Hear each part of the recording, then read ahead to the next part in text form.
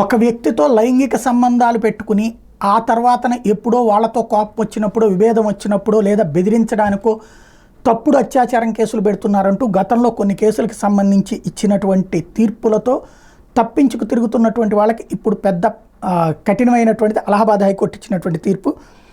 అమ్మాయి ఇష్టంతో లైంగిక సంబంధం పెట్టుకున్నా సరే ఆ సంబంధం భయంతో కొనసాగితే రేప్ కేసుగాని పరిగణించాలని అలహాబాద్ హైకోర్టు స్పష్టం చేసింది.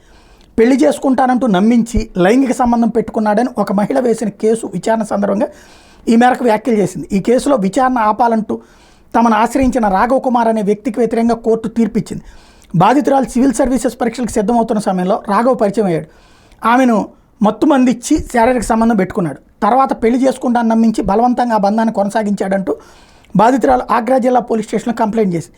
కేసు ఆగ్రా జిల్లా కోర్టులో పెండింగ్లో ఉంది. దీన్ని సవాల్ చేస్తూ రాఘవ్ వేసిన పిటిషన్ జస్టిస్ అనీష్ కుమార్ గుప్తా సారథ్యంలో అలహాబాద్ హైకోర్టు కొట్టేస్తూ, నువ్వు అక్కడ ఆ తర్వాత సంబంధం మెయింటైన్ చేసేటప్పుడు నువ్వు పెళ్లి చేసుకుంటానన్నావు కాబట్టి ఆమె అత్యాచారం కేసు పెట్టకుండా ఆగింది, నువ్వు పెళ్లి కూడా చేసుకోకుండా ఆ సంబంధం కొనసాగిస్తూ అది అత్యాచారం కాదని ఎలా వాదిస్తావంటూ కొట్టేసింది కేసుని.